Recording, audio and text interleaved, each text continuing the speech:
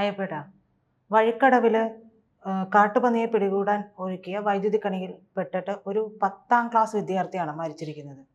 ഇപ്പോൾ LDF ആരോപിക്കുന്നത് UDF ഇതിനെ രാഷ്ട്രീയപരമായിട്ട് വോട്ട് നേടാൻ വേണ്ടി ഉപയോഗിക്കുന്നു എന്നുള്ളതാണ്. അവരവിടെ UDF അവിടെ സമരം നടത്തുകയൊക്കെ ചെയ്തിട്ടുണ്ടായിരുന്നു. ഇതൊരു വോട്ട് നേടാൻ മാത്രം ഉപയോഗിക്കേണ്ട ഒരു കാര്യമാണോ? LDFന് അവിടെ ഒരു മന്ത്രിയുണ്ട്. ആ മന്ത്രി എന്ത് ചെയ്തോണ്ടിരിക്കുകയാണ്? കേരളത്തിൽ ഒരു മന്ത്രിയുണ്ട്. അദ്ദേഹം അവിടെ എന്ത് ചെയ്തുകൊണ്ടിരിക്കുകയാണ്? ഇതിനു മുൻപും ഇത്തരത്തിലുള്ള കാര്യങ്ങൾ ഉണ്ടായിട്ടുണ്ട്. നിരവധി കാര്യങ്ങളാണ് ഉണ്ടായിട്ടുള്ളത്. അപ്പോൾ ഇവർ ഈ ആരോപിക്കുന്നതിൽ എന്തെങ്കിലും വാസ്തവമുണ്ടോ? എന്തെങ്കിലും ഒരു എന്താ പറയാ, ഒരു ആത്മാർത്ഥതയുടെ ഒരു അംശമുണ്ടോ? അല്ല, പ്രീതിക്ക് എന്ത് തോന്നുന്നു? ഇങ്ങനെയാണോ ഒരു മന്ത്രി പ്രതികരിക്കേണ്ടത്? അല്ല, ഒരു മന്ത്രി പ്രതികരിക്കേണ്ടാത്ത രീതിയിലാണ് ഇതുവരെയും അദ്ദേഹം പ്രതികരിച്ചുകൊണ്ടിരിക്കുന്നത്. ഇതുവരെ എന്തുമാത്രം ദാരുണമായ വിഷയങ്ങൾ ഉണ്ടായിട്ടുണ്ട്. അതിനെല്ലാം ഇങ്ങനെ ഒരു അപക്വമായ മറുപടിയാണ് ഒരു മന്ത്രി പറയുന്നത്. ഒരിക്കലും ഒരു സംസ്ഥാനം ഭരിക്കുന്ന മന്ത്രി ഇങ്ങനെയല്ല പ്രതികരിക്കേണ്ടത്. പിന്നെ പ്രീത ചോദിച്ച രണ്ടാമതൊരു ചോദ്യം, ഇതിലെന്ത് രാഷ്ട്രീയ ഗൂഢാലോചനയാണ്? ഒരു കുട്ടി അവർ ഒരുമിച്ച് ആ കുട്ടിയെ കുറിച്ച് പറയുന്നത് കേട്ടോ, ആ സ്കൂളിലെ അധ്യാപിക പറയുന്നത് കേട്ടോ, അവൻ വരുമ്പോൾ ഒരു പോസിറ്റീവ് വൈബ് എന്നാണ് പറയുന്നത്. അവനിടാൻ ഒരു നല്ല തുണി പോലും ഇല്ല, ഒരു നല്ല ഷർട്ട് പോലും അവനില്ല. അവൻ വെള്ളിയാഴ്ച പാട്ട് പാടാൻ നിൽക്കുക. അവൻ പാട്ടൊക്കെ പാടുന്ന കുട്ടിയാണ്. കൂട്ടുകാർ പറയുന്നു അവൻ ഭയങ്കര ഒരു വൈബുള്ളവനെന്നാണ് പറയുന്നത്. അത് നമ്മൾ ഇന്നലെ സംസാരിച്ചപ്പോഴും പറഞ്ഞു, ഒരു ഗ്രാമപ്രദേശത്തെ 3 കുട്ടികൾ, അവർ 3 പേര് പോകുന്നു. പോകുന്ന ആ വഴിയിലാണ് ഇത് സംഭവിക്കുന്നത്. അവിടെ എങ്ങനെയാണ് ഒരു പന്നിയെ പിടിക്കാൻ പന്നിക്കണി വയ്ക്കുന്നത്? മനഃപൂർവ്വം ഈ കുട്ടിയെ ചെയ്യാൻ എന്ത് ലോജിക്കാണ് ഈ CPM പറയുന്നത്? നമുക്ക് മനസ്സിലാവണില്ല. അത് ഒരു പൊതുസമൂഹം അറിയുന്ന ചാനലിലൊക്കെ ഫ്ലോറിൽ വന്നിരുന്ന് സംസാരിക്കുക എന്ന് പറഞ്ഞാല് ഇതിപ്പോ തിരിച്ചാണെങ്കിലോ LDF അവിടെ കത്തിക്കുമായിരുന്നല്ലോ. അല്ല പ്രീത, LDF ആയിരുന്നാലും UDF ആയിരുന്നാലും ഇതിലൊരു ലോജിക്ക് ഇല്ല. എന്ത് ലോജിക്കാണ്? പന്നിക്ക് ഇത് വെച്ചിട്ട് അവൻ ഒളിച്ചിരിക്കുമായിരുന്നു, പന്നി വീഴുന്നുണ്ടോ നോക്കാനായിട്ട്. അപ്പോഴാണ് കുട്ടി വീഴുന്നത്. മൊബൈലിൽ ഫോൺ ബെല്ലടിക്കുന്നു. അപ്പോൾ അത് ഓഫ് ചെയ്തിട്ട് അവൻ ഒളിച്ചിരുന്നവൻ പിന്നെ അവന് പിടികൊടുക്കാതിരിക്കാൻ പറ്റുന്നില്ല. നമ്മുടെ ഒരു പ്രാഥമികമായ ഒരു സംശയം, ഇങ്ങനെയൊക്കെയുള്ളതിന് ഏത് നാട്ടിലായിട്ടാണ് ഇതേപോലെ പന്നിയെ പിടിക്കാനൊക്കെ ഇങ്ങനെ ഈ പറയുന്ന KV ലൈനിൽ നിന്ന് വലിച്ചു കൊടുക്കുന്നത്? അല്ല, കുറച്ച് ദിവസങ്ങൾക്ക് മുമ്പെന്ന് പറഞ്ഞാൽ ഇത്തരത്തിലൊരു സംഭവം ഉണ്ടായിട്ട് അവിടെ കിടന്ന് ജനീഷ് കുമാർ MLA അല്ലേ വേഷം കെട്ട് കാണിച്ചത്? ഇത് എവിടെയാ? എന്തായിരുന്നു? അരൂര്. അവിടെ നമ്മളെ പത്തനംതിട്ടയ്ക്ക് അടുത്ത അവിടുത്തെ MLA അല്ലേ ആ കാണിച്ചത്? അപ്പോഴും എന്തായിരുന്നു സംഭവിച്ചത്? അല്ല, എന്ത് സംഭവിച്ചു? ആർക്ക് വേണ്ടിയാണ് നിലകൊണ്ടത്? ആർക്ക് വേണ്ടി? പോലീസ് എന്ത് ചെയ്തു? അവിടെ ഫോറസ്റ്റ് ഓഫീസിലെ ആ ഉദ്യോഗസ്ഥനെ സസ്പെൻഡ് ചെയ്തു. ഇതാണോ ചെയ്യേണ്ടത്? പ്രീതിക്ക് ഒരു കാര്യം അറിയോ?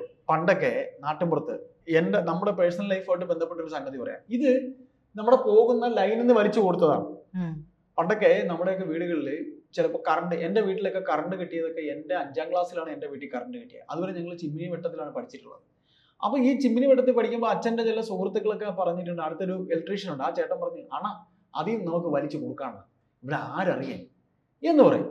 അങ്ങനെ അച്ഛൻ വേണ്ടെന്ന് പറഞ്ഞാൽ ഇവരെന്ത് ചെയ്യുന്നറിയോ, ഇതിൽ നിന്ന് വലിച്ച് നമ്മൾ ഒരു മുറിയിൽ പഠിക്കാനായിട്ട് കണക്കാക്കി. ഇത് മണത്തറിഞ്ഞു വന്ന് എൻ്റെ അച്ഛന് ഫൈൻ കൊടുത്ത ആൾക്കാരുണ്ട് KSEB. ഇത് എനിക്കൊരാൾക്ക് പരിചയമില്ല. എൻ്റെ പ്രായമുള്ള നാട്ടിൻപുറത്തുള്ള ചില ചങ്ങാതിമാരോട് ചോദിച്ചാൽ അവർ പറയും, അന്ന് കാര്യക്ഷമതയുള്ള, അത് ഞാൻ തെറ്റെന്ന് പറയില്ല, കാര്യക്ഷമതയുള്ള ഇലക്ട്രിസിറ്റി ബോർഡ് ഉദ്യോഗസ്ഥരുണ്ടായിരുന്നു.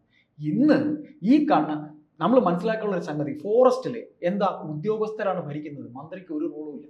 ഇലക്ട്രിസിറ്റി ബോർഡ് ഭരിക്കുന്നത് പിന്നെ യൂണിയൻ നേതാക്കളാണ്, മന്ത്രിക്ക് ഒരു റോളും ഇല്ല. കാരണം കാലാകാലങ്ങളിൽ 2 കൊല്ലമായി ഇത്രയേ ഉള്ളൂ ഈ രാഷ്ട്രീയ പാർട്ടിയെന്നും ഇത്രയേ ഉള്ളൂ ഇവിടുത്തെ ഭരണ നൈപുണ്യമെന്നും ഇത്രയേ ഉള്ളൂ ഇവിടുത്തെ രാഷ്ട്രീയക്കാരെന്നും അവർ പഠിച്ചു കഴിഞ്ഞു. ആര് പഠിച്ചു കഴിഞ്ഞു? ഈ യൂണിയൻകാർ. ഈ 10 കൊല്ലം കൊണ്ട് CITU യൂണിയൻ അവരെന്താ ഇവിടെ ചെയ്യണേ? അവരാണ് ഭരിക്കുന്നത്. കിഷൻകുട്ടിക്ക് പോലും റോളില്ല.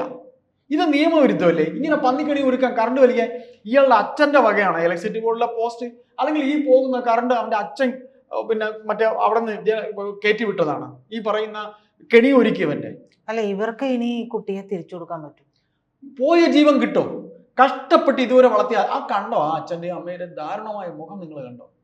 പ്രീത, നമ്മളെന്നൊക്കെ പറഞ്ഞാൽ സാധാരണക്കാർ നമ്മൾ ആർക്ക് വേണ്ടിയാണ് ജീവിക്കുന്നത്? നമ്മുടെ കുഞ്ഞുങ്ങൾക്ക് വേണ്ടിയാണ് ജീവിക്കുന്നത്. ഇതേപോലെ കുഞ്ഞുങ്ങൾക്ക് വേണ്ടി ജീവിക്കുന്ന ആ 2 അച്ഛനും അമ്മയ്ക്കും ഈ പറയുന്ന രാഷ്ട്രീയം കളിക്കുന്നവർക്ക് ജീവൻ തിരിച്ചു കൊടുക്കാൻ പറ്റുമോ? അപ്പൊ ഇതിൽ എന്ത് ലോജിക്കാണ്? ഇത് രാഷ്ട്രീയ ഗൂഢാലോചന എന്ന് പറഞ്ഞ് ഈ മന്ത്രിക്ക് കൈ കഴുകാൻ കഴിയുമോ? 6 പേരും കണ്ട ഇങ്ങനെ മരിച്ചു. 6 പേരും കണ്ട മരിച്ചു. ജ്യോതികുമാർ ചാമക്കാല ഉൾപ്പെടെയുള്ള കോൺഗ്രസ് നേതാക്കൾ ഈ സമരത്തിൽ പങ്കെടുത്തിട്ട് സമരം കഴിഞ്ഞിട്ട് ഒരു കടത്തിന്റെ ഇരുന്ന് 2 മണിക്ക് ഒരു ചായ കുടിച്ചത് ഒരു ഫോട്ടോ കൂട്ടുകാരൻ്റെ അടുത്ത് ഫേസ്ബുക്കിൽ പോസ്റ്റ് ഇട്ടപ്പോൾ ഉല്ലാസപൂർവ്വം ഇരുന്ന് ചായ കുടിക്കുന്ന ജ്യോതികുമാർ ചാമക്കാല എന്നാണ് വാസിഫ് പറയുന്നത്.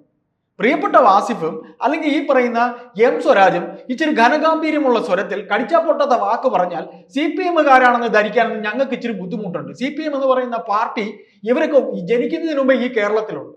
CPM എന്ന് പറയുന്ന പ്രസ്ഥാനം ഈ കേരളത്തിലുണ്ട്.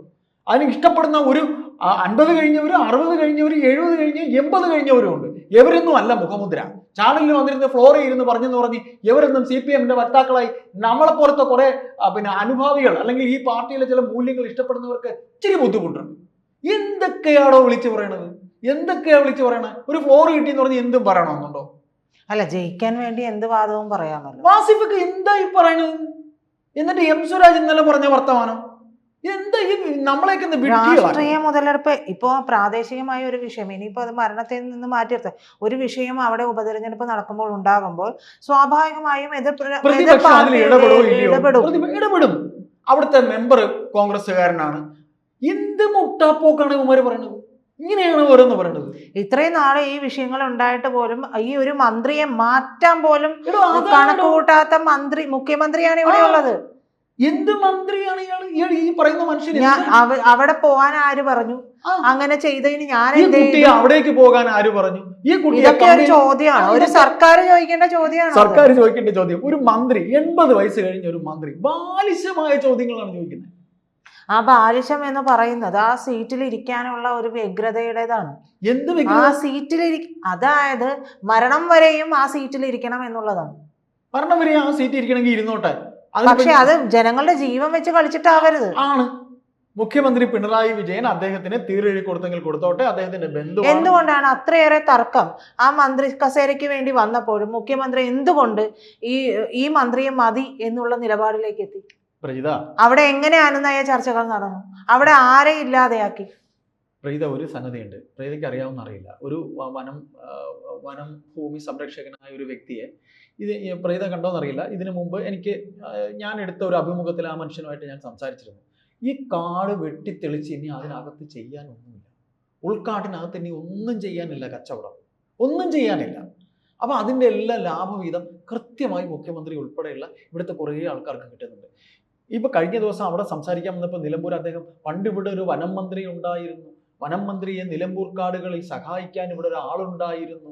നമ്മൾ നാടൻ പാട്ട് ഒരു പാട്ട് പാടുമല്ലോ, അതുപോലെ പ്രഭാവർമ്മ എഴുതി കൊടുത്ത പ്രസംഗം അല്ലെങ്കിൽ മനോജ് എഴുതി കൊടുത്ത പ്രസംഗം അദ്ദേഹം ഇവിടെ ഒന്ന് സംസാരിച്ചിരുന്നു. അപ്പൊ ഇവിടെ നമുക്ക് തിരിച്ചു പറയാം, ഇവിടെ ഇങ്ങനെ ഒരു മന്ത്രിയുണ്ട്, അദ്ദേഹത്തിന്റെ പേര് ശശീന്ദ്രൻ എന്നാണ്. ഉൾക്കാടുകൾ വെട്ടിത്തെളിച്ച് അവിടെ അദ്ദേഹം നട്ടിരിക്കുന്നത് ചന്ദനവും ഏലവുമാണ്. ആ ഏലവും ചന്ദനവും വിറ്റ് കിട്ടുന്ന കാശ് മുഖ്യമന്ത്രിക്ക് അദ്ദേഹത്തിന്റെ പേഴ്സണൽ അക്കൗണ്ടിലേക്ക് കൊടുക്കുന്നുണ്ട് എന്ന് ഞങ്ങൾ പറയട്ടെ. ഇത്രയും ഞങ്ങൾക്ക് ചോദിക്കാനുള്ളൂ. ഇത് ഇപ്പം ഞാൻ വേറൊരു കാര്യം ചോദിക്കാം. കാലാകാലങ്ങളിൽ ഏത് ഗവൺമെൻറ് വരുമ്പോഴും വനം വകുപ്പ്, പിന്നെ വൈദ്യുതി വകുപ്പ്, ഇതൊക്കെ ഭരിക്കുന്ന പാർട്ടിയുടെ മെയിൻ കക്ഷിയുടെ ആൾക്കാരാണ് ഭരണത്തിൽ ഇരിക്കുമ്പോൾ ഇത് നോക്കുന്നത്. വനം വകുപ്പ് ആരാ നോക്കുന്നത്? ഇപ്പോൾ ശശീന്ദ്രൻ ഏത് പാർട്ടി? അയാളെ പാർട്ടി അത് കോൺഗ്രസ് എസ്സാ. എനിക്ക് അയാളെ പാർട്ടി എനിക്കറിയില്ല. NCP. അതെ, ഇപ്പൊ എനിക്കതറിയില്ല, അത്രയ്ക്ക് അറിയേണ്ട കാര്യം എനിക്കില്ല, ഞാൻ അത്ര വിലയെ കൊടുക്കുന്നുള്ളൂ. ഇത്തരത്തിൽ NCPക്ക് വനം മന്ത്രി, പിന്നെ നാണു CK നാണു ജനതാദൾ, അദ്ദേഹത്തിന് വൈദ്യുതി. ഈ CK നാണുവിനൊന്നും ഒരു വിലയുമില്ല. CK നാണുവിനെ മുള്ളാൻ പറഞ്ഞാൽ ഇവരെ ഇടതു യൂണിയൻകാരന്മാർ അവിടെ ഇരുന്ന് മുള്ളുക എന്ന് പറഞ്ഞാൽ അവിടെ ഇരുന്ന് മുള്ളും, അങ്ങോട്ട് മാറി നിൽക്കുക എന്ന് പറഞ്ഞാൽ നിൽക്കും. ഇതാണ് KSEBയിൽ നടക്കുന്നത്. ഇത് 2 വകുപ്പുകളുടെ കാര്യക്ഷമത ഇല്ലായ്മയാണ് ഈ കാണുന്നത്, അല്ലേ? ഒന്ന് വനം മന്ത്രി, ഒന്ന് വൈദ്യുതി മന്ത്രി. എന്നിട്ട് അവരെന്താ പറഞ്ഞത്? കുട്ടി മരിച്ച്, നമ്മൾ സിനിമയിൽ കാണുമല്ലോ പ്രസ്താവന, സാർ ഒരു പ്രസ്താവന വേണം സാർ, കുട്ടിയുടെ മരണത്തിൽ അതീവ ദുഃഖം രേഖപ്പെടുത്തുന്നു. മതിയാടേ ദുഃഖം എന്ന് ചോദിക്കുന്ന രംഗം ഓർമ്മയുണ്ടല്ലോ മന്ത്രി. അതുപോലെ CK നാണുവിന്റെ സ്റ്റേറ്റ്മെന്റ്, കുട്ടിയുടെ മരണത്തിൽ അതീവ ദുഃഖമുണ്ട്, തീർന്നു. പ്രീത നേരത്തെ പറഞ്ഞ പോലെ ആരുടെ കുട്ടി? കുട്ടിയുടെ ജീവൻ പോയി തിരിച്ചു കൊടുക്കാൻ അവരെ കൊണ്ട് പറ്റുമോ? അപ്പൊ ഇതിൽ ഇത്രേ ചുരുക്കെടുത്തുള്ളൂ. സാർ, ബഹുമാനപ്പെട്ട വനം മന്ത്രി, ബഹുമാനപ്പെട്ട മുഖ്യമന്ത്രി, ബഹുമാനപ്പെട്ട വൈദ്യുതി മന്ത്രി, സാർ ഇവിടെ എന്ത് ഗൂഢാലോചനയാണ് സാർ നടത്തുന്നത്? പ്രതിപക്ഷത്തിന്റെ കാര്യം അതിനേക്കാളും അപ്പുറം. നമ്മൾ നാടൻ ഭാഷയിൽ കഴുപ്പണം കെട്ട പ്രതിപക്ഷം. എടോ, ഈ ഒരു തെരഞ്ഞെടുപ്പിൽ ഉപതെരഞ്ഞെടുപ്പിൽ ഇതാണ് സർക്കാർ വിരുദ്ധമായിട്ട് ഇവർ പറഞ്ഞത്. വെറും അളിഞ്ഞ രാഷ്ട്രീയമല്ലേ ഇവർ സംസാരിക്കണേ? എടോ, നിങ്ങൾ കാര്യത്തിനകത്ത രാഷ്ട്രീയം നിങ്ങൾ പറയടോ. നിങ്ങൾക്ക് പെൻഷൻ കിട്ടാത്ത കാര്യം നിങ്ങൾ പറയടോ. പിന്നെ രണ്ടാമത് ഈ പറഞ്ഞ ഈ കാര്യം, എത്ര മനുഷ്യര് വീട്ടുമുറ്റത്തെ മൃഗങ്ങളുടെ ആക്രമണത്തിൽ മരിച്ച കാര്യം ഉണ്ടോ, അത് നിങ്ങൾ പറയടോ. ആശുപത്രികളുടെ അനാസ്ഥയെക്കുറിച്ച് പറയടോ. ആശമാർക്ക് പൈസ കൊടുക്കാത്തതിനെ കുറിച്ച് പറയടോ. വിരലെണ്ണാവും, ഞാൻ ഈ പറഞ്ഞു തന്നെ വിരലെണ്ണാവുന്ന 5 കാര്യമുണ്ട്. എടോ, ഒരു ക്രിയാത്മക പ്രതിപക്ഷം എന്നാൽ ഇത്തരത്തിലുള്ള കാര്യങ്ങൾ അവതരിപ്പിച്ച് ജനങ്ങൾക്കിടയിൽ നിങ്ങൾ അത് അവതരിപ്പിക്കുമ്പോൾ ജനങ്ങൾക്ക് തോന്നണം എന്തിന് CPM ഇനി വോട്ട് കുത്തണം. അവിടെ പരാജയമാണ് ഈ പാർട്ടി, അവിടെ പരാജയമാണ്, പൂർണ്ണ പരാജയമാണ്. എന്നിട്ട് ഈ പറയുന്ന രീതിയിൽ നാണം കെട്ട് രാഷ്ട്രീയ ഗൂഢാലോചന എന്ന് പറഞ്ഞാൽ ഈ കേരളത്തിലെ ജനങ്ങൾക്ക് തലയ്ക്കകത്ത് ഇവരെ പോലെയല്ല, കുറച്ച് മൂളയുള്ള ആൾക്കാർ ഇനിയും അവശേഷിക്കുന്നുണ്ട്. അതുകൊണ്ട് ഇതൊന്നും ഞങ്ങൾ വിശ്വസിക്കാനൊന്നും പോകുന്നില്ല.